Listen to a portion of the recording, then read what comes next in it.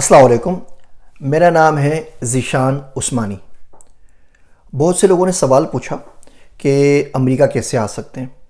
अब इसके ऊपर मैं बहुत सारी छोटी छोटी वीडियोस बना चुका हूँ कि आप फुल ब्राइट स्कॉलरशिप के ऊपर कैसे आ सकते हैं, आप ओवन वीज़ा के ऊपर कैसे आ सकते हैं, CIP कंट्रीज़ के थ्रू किस तरह आ सकते हैं प्रोग्राम के थ्रू।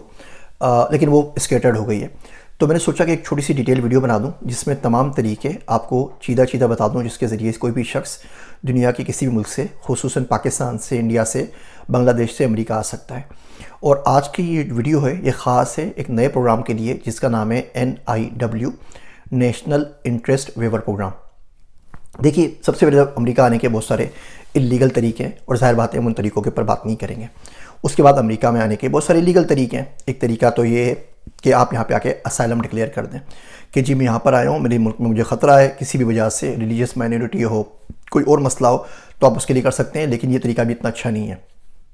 इस बात की कोई गारंटी नहीं होती कि असाइलम की आपकी एप्लीकेशन एक्सेप्ट होगी या नहीं होगी। अगर आपको मिल भी जाती है तो ज़िंदगी भर अपने मुल्क आप वापस नहीं आ सकते। फिर उसका प्रोसेस, उसका रहना, उसकी रहने की कंडीशन इतनी बुरी है कि बंदा तौबा ही करता है कि मैंने असाइलम के लिए अप्लाई किया क्यों था। उसको ज़्यादा पता है, वो कैंप्स में रहना पड़ता है, गवर्नमेंट जो फैसिलिटीज़ प्रोवाइड करती है उसके अंदर रहना पड़ता है और बहुत सारी चीज़ें होती हैं, तो उसको भी हम साइड पर पार्क कर देते हैं। उसके बाद तरीका होता है कि हम एज ए स्टूडेंट यहाँ पर आएँ। आप अगर स्कॉलरशिप मिल जाती है, जैसे आप फुल ब्राइट के ऊपर आते हैं, तो आपको J1 वीज़ा मिलता है। आपकी फैमिली आपके साथ आ सकती है, उनको J2 वीज़ा मिलता है। J1 वीज़ा जो एक्सचेंज स्कॉलर प्रोग्राम का वीज़ा है, इसका फ़ायदा ये है कि आप भी पार्ट टाइम काम कर सकते हैं, 20 घंटे हफ्ते में काम कर सकते हैं, तो अच्छा उससे आप एक्सपीरियंस हासिल कर सकते हैं। और आपकी मिसेज आती हैं, वो भी इस पे काम कर सकती हैं J2 के ऊपर, और इस J2 पे काम करने से उनको भी एम्प्लॉयमेंट स्किल्स वगैरह मिल जाती है, उनको एक्सपीरियंस मिल जाता है। इसमें मसला ये है, और ये फुली पेड होता है, स्कॉलरशिप के ऊपर आप होते हैं तो आपकी हेल्थ कवरेज भी होती है, इंश्योरेंस भी मिलती है, पैसे भी मिलते हैं। मसला सिर्फ ये होता है कि आपको मुल्क वापस जाना पड़ता है। मिसाल के तौर पे मैं फुल ब्राइट के ऊपर J1 वीज़ा के ऊपर आया, यहाँ पे मैंने मास्टर्स किया। मास्टर्स के बाद उस पर आपको अलाउ होता है ET, एकेडमिक ट्रेनिंग, आप 1 साल तक काम कर सकते हैं। तो मास्टर्स के बाद मैंने सिटी बैंक न्यूयॉर्क में काम किया, डिस्कवर फाइनेंशियल हेडक्वार्टर शिकागो में काम किया। उसके बाद मुझे दूसरी J1 स्कॉलरशिप मिल गई फुल ब्राइट PhD के लिए, मैंने PhD कर लिया। अब मुझे उसके बाद पाकिस्तान में 5 साल सर्व करना था। 1 साल मैंने JIK में काम किया, 4 साल मैंने पाकिस्तान डिफेंस के साथ काम किया। इस तरह 5 साल पूरे कर लिए। उसके बाद मैं O1 पे वापस आ गया। तो एक तरीका तो ये है कि आप J1 के ऊपर आइए, आप एजुकेशन लीजिए, यहाँ से ET के ऊपर अपनी ट्रेनिंग कीजिए, मुल्क में वापस चले जाइए और फिर किसी और एम्प्लॉयमेंट बेस्ड वीज़ा के ऊपर वापस आ जाए। दूसरे स्टूडेंट का तरीका होता है ओवन वीज़ा, ओवन नहीं, F1 वीज़ा, जिसके ऊपर आप जाके अपने पैसे आप खुद भरते हैं, आपको स्कॉलरशिप नहीं मिलती। आप F1 के ऊपर आते हैं, आपकी स्पाउस F2 पे आती है। प्रॉब्लम ये होता है F1 और F2 के ऊपर आप काम नहीं कर सकते। F1 में तो कोई कंडीशन बन सकती है कि आपको ये शिफ्ट यूनिवर्सिटी के अंदर किसी काम की मिल जाए, लेकिन स्पाउस आपकी F2 पे काम नहीं कर सकती। फ़ायदा ये है कि आपको मुल्क वापस नहीं जाना पड़ता। आप F1 पे काम कर लें, उसके बाद आपको जॉब के लिए आप अप्लाई करें तो आपको OT मिलती है 3 साल के लिए, 36 महीनों के लिए, जिसे कहते हैं ऑप्शनल प्रैक्टिकल ट्रेनिंग, OPT। उस OPT पे आप काम करते हैं। फिर जिस एम्प्लॉयर के पास आप काम कर रहे हैं वो आपका H1B वीज़ा अप्लाई करता है, आप 5 साल उस पर काम करते हैं। फिर आप ग्रीन कार्ड के लिए अप्लाई करते हैं, ग्रीन कार्ड मिलता है तो 5 साल ग्रीन कार्ड पे रहते हैं। फिर आपको US पासपोर्ट मिलता है। लंबी चौड़ी कहानी है। एजुकेशन के साथ 10-15 साल बंदे की ज़िंदगी इसी में लग जाते हैं। अच्छा, तो ये तो हो गए स्टूडेंट के थ्रू आप किस तरीके से आ सकते हैं। इसके अलावा फिर हमारे पास EB वीज़ाज़ की कैटेगरीज़ है। EB कहते हैं एम्प्लॉयमेंट बेस्ड को, EB1, EB2, EB3, EB4, EB5। EB1 के ऊपर वो लोग आते हैं जो O1 के ऊपर आते हैं, जैसे कि मैं आया। O1 है एक्स्ट्रा ऑर्डिनरी वीज़ा। अगर आपके पास एक्स्ट्रा ऑर्डिनरी एकेडमिक रिकॉर्ड है, आपके GRE के, TOEFL के एक्स्ट्रा ऑर्डिनरी मार्क्स हैं, आपके पास एक्स्ट्रा ऑर्डिनरी एक्सपीरियंस है, आप प्रूव कर सकते हैं कि आप जैसे दुनिया में गिने चुने बंदे सिर्फ इतने हैं जो उंगलियों पे गिने जा सकें, तो आपको O1 वीज़ा मिल जाता है। ये एकेडमिक पे मिलता है, आप STEM के अंदर हो, साइंस टेक्नोलॉजी इंजीनियरिंग मैनेजमेंट के अंदर, या आप मिसाल के तौर पे आप अदाकार हों, आप एक्टर एक्ट्रेसेस हों। जो वंडर वुमन वाली लड़की है, पता नहीं उसका क्या नाम है उसका, वो मेरे साथ ही आई थी O1 के ऊपर, जो मार्वल में है, उसको O1 मिला था अदाकारी के ऊपर। वो किसी और मिडल ईस्ट की किसी कंट्री से, लबनान से कहीं से आई थी। तो ये O1 वाले हो गए, इसको कहते हैं EB1। EB2 के अंदर वो लोग आते हैं जो एम्प्लॉयमेंट बेस्ड हो, उनको यहाँ से जॉब ऑफर आए, वो यहाँ पे काम कर रहे हो, लेकिन वो इतने एक्स्ट्रा ऑर्डिनरी ना हो। उनकी भी एकेडमिक प्रोफाइल बड़ी अच्छी होनी चाहिए, मास्टर्स किया वो, PhD किया वो, अपने फील्ड के मंझे हुए शख्स हों। लेकिन ज़ाहिर बात है उसकी रिक्वायरमेंट O1 से थोड़ी सी कम होती हैं, तो आराम से एम्प्लॉयमेंट बेस होता है। उसमें प्रॉब्लम ये होता है कि आपको जॉब ऑफर चाहिए, आपके पास ओरेकल से हो, गूगल से हो, जो बड़ी कंपनियाँ हैं इनके पास इमिग्रेशन लॉयर्स होते हैं। छोटी कंपनी इतने ज़्यादा पसूड़ी में नहीं आती कि 6-8 महीने तक वो वेट ही करते हैं आपकी वीज़ा का और बाद में आप ज्वाइन करें। इतना खर्चा नहीं करता है, इस पर ठीक ठाक खर्चा होता है। 10-12 हज़ार डॉलर कोई वकील ले आता है, फिर इसके फॉर्म वगैरह की 5-10 हज़ार डॉलर फीस होती है। ये EB2 में आते हैं। EB3 के अंदर वो लोग आते हैं जो कि स्किल्ड वर्कर हैं। तो आपके पास कोई वोकेशनल ट्रेनिंग है या आप ज़राअत का काम जानते हैं, आप फार्मर हैं, आप क्रेन चला सकते हैं, आप कानकनी कर सकते हैं, इस तरह के लोग EB3 के ऊपर आते हैं। और ज़्यादातर ये रिक्वायरमेंट साउथ अमेरिका से, मैक्सिको से पूरी हो जाती है। पाकिस्तान वगैरह से बंदे बहुत कम आते हैं। EB4 के ऊपर आप आते हैं जब आप रिलीजियस बेस वीज़ा के ऊपर आएँ। इसके ऊपर हम एक वीडियो में बात कर चुके हैं कि आप मौलवी साहब हैं, उस वीडियो का लिंक मैं नीचे शेयर कर लूँगा।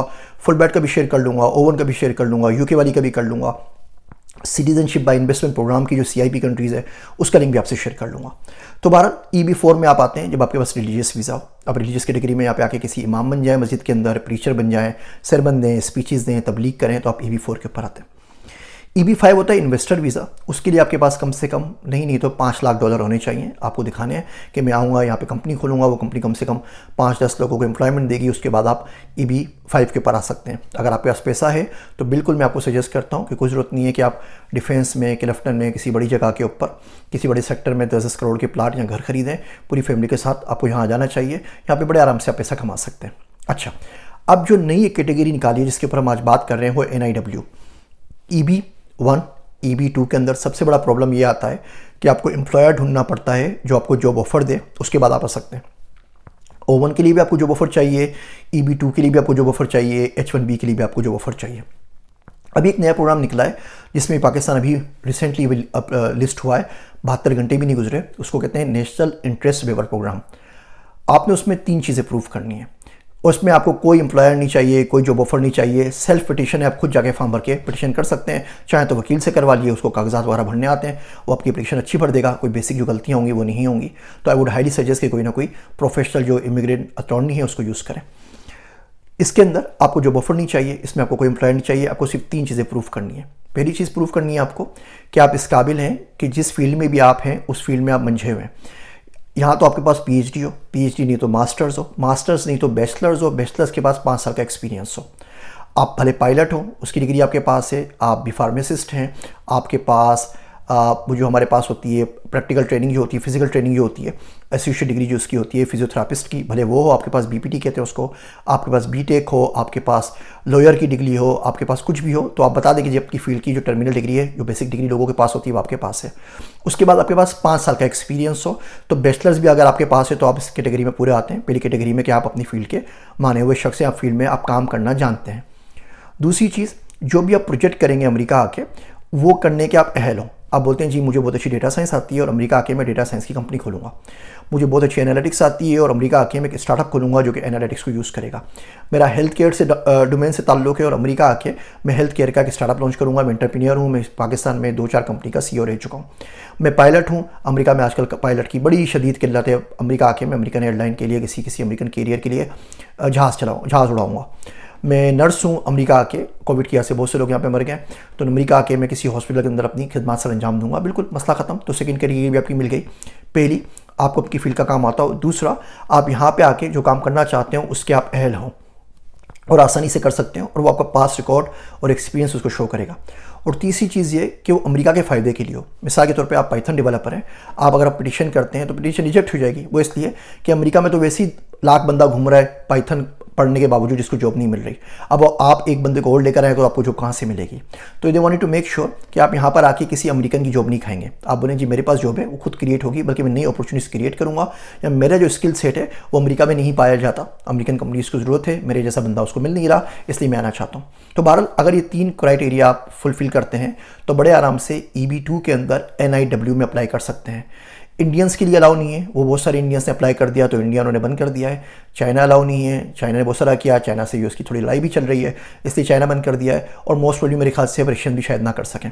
लेकिन बहरहाल पाकिस्तानियों के लिए बिल्कुल खुला है, कोई ज़्यादा एप्लीकेशन बैकलॉग भी नहीं है, बहुत तेज़ी से प्रोसेस होता है। अगर ये आपको मिल गया तो तकरीबन 12 हफ्तों से 3-4 महीने के अंदर अंदर आपका ग्रीन कार्ड आपके पास आ जाएगा। और जब आपके पास ग्रीन कार्ड मिल जाए तो पूरी फैमिली को अपने ला सकते हैं, 18 साल से कम उम्र बच्चों को भी ला सकते हैं, बेगम को भी ला सकते हैं। जब यहाँ पहुँच जाएंगे उसके बाद आगे जाके माँ बाप को भी स्पॉन्सर कर सकते हैं। ये बहुत अच्छा वीज़ा प्रोग्राम है, बिल्कुल नया निकला है, आप ज़रूर इससे फ़ायदा उठाइए। मज़ीद कोई चीज़ इसके बारे में पूछनी हो तो आप मुझसे कमेंट में पूछ सकते हैं। मुझे 2 मरतबा J1 मिला, 2 मरतबा ओवन मिला, फिर ग्रीन कार्ड मिला, फिर बहुत से दोस्तों को मैंने ओवन में गाइड किया, 25-26 को जिनको ओवन मिल चुका है। NIW में बहुत सौ को गाइड किया जो भी प्रोसेस के अंदर है, बिकॉज अभी लॉन्च हुआ है जल्दी, तो अभी तो उनके रिजल्ट नहीं आए, तो लेकिन इसका एक्सपीरियंस मुझे है। तो अगर आपको कोई सवाल है तो आप नीचे कमेंट्स में मुझसे पूछ सकते हैं, वीडियो को शेयर कर सकते हैं और मुझसे ईमेल पर रब्ता करने किसी भी रब्ता करें, लेकिन इस पर ज़रूर अप्लाई कीजिए। अगर आप जो भी काम कर रहे हैं उसमें अगर अपने आप को आप समझते हैं कि आप मंझे में हैं, आप अच्छा काम कर रहे हैं, तो इस अपॉर्चुनिटी ज़ाया ना करें। आपको नहीं आना अमेरिका, पाकिस्तान में बैठ के काम करते रहिएगा, ग्रीन कार्ड ले लीजिए, अकाउंट खुलवा लीजिए, पेपल का अकाउंट बन जाएगा, कंपनी रजिस्टर्ड हो जाएगी, बहुत सारे काम हो जाएंगे, जिससे आपके लिए आगे तरक्की के, आगे बढ़ने के बहुत सारे रास्ते खुल जाएंगे। जहाँ आप अपना फ़ायदा करेंगे, ज़र मुबादला में भेज के मुल्क का फ़ायदा करेंगे पाकिस्तान का, और अमेरिका का भी फ़ायदा होगा। तो उम्मीद है इस प्रोग्राम को आप ज़रूर चेकआउट करेंगे। मैं इसकी जो ऑफिशियल लिंक्स हैं यहाँ पे दे रहा हूँ।